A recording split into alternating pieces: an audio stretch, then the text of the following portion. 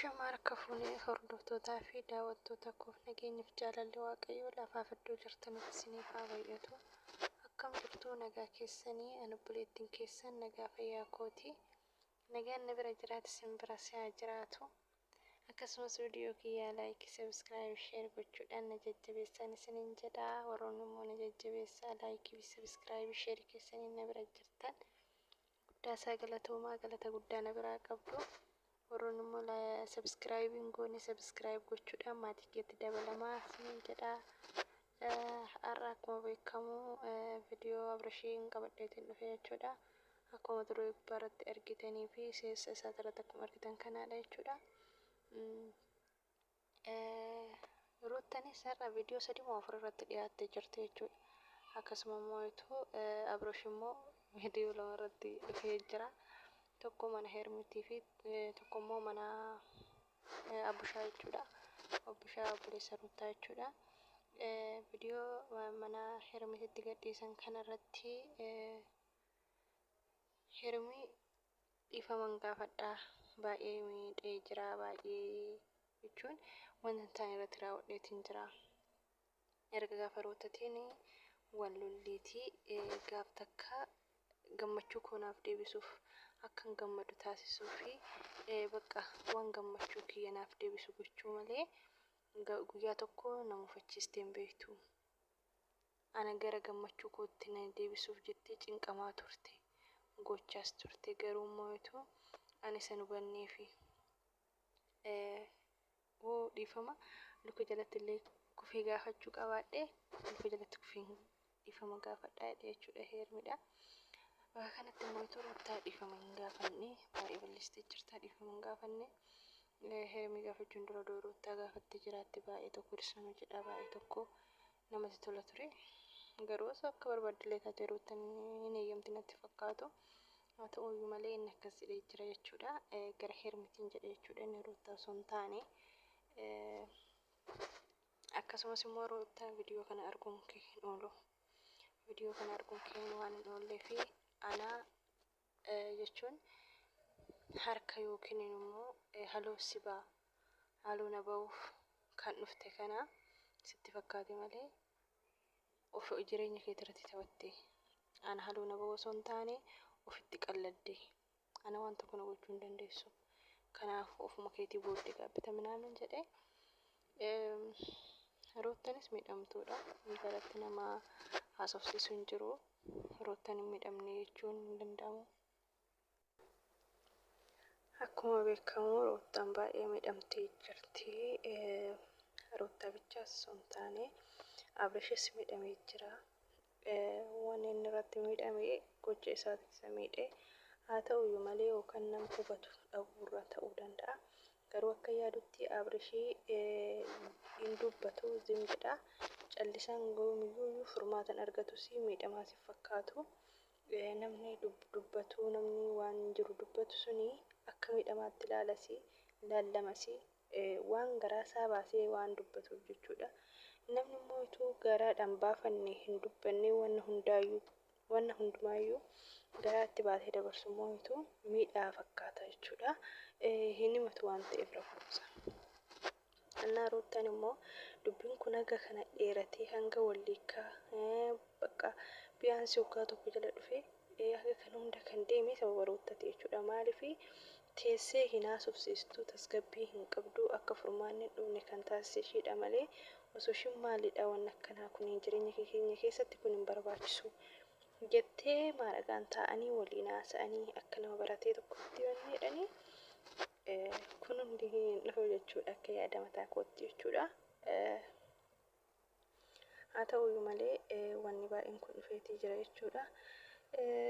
Akkasumas immoo erga Hermeellaan dhuftee boodatti Abrishii wanna darbe hundaafuu amaneetanii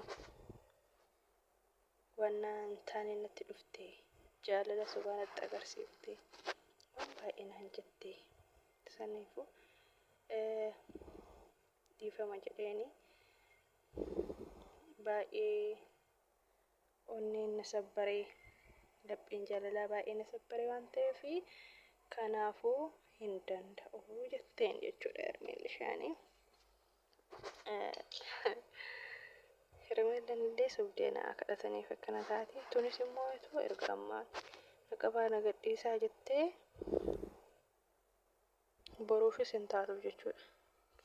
Ruuttallee hirmeellallee dhiisee jireenya haaraa osoo jammaree bareeda jechuudha.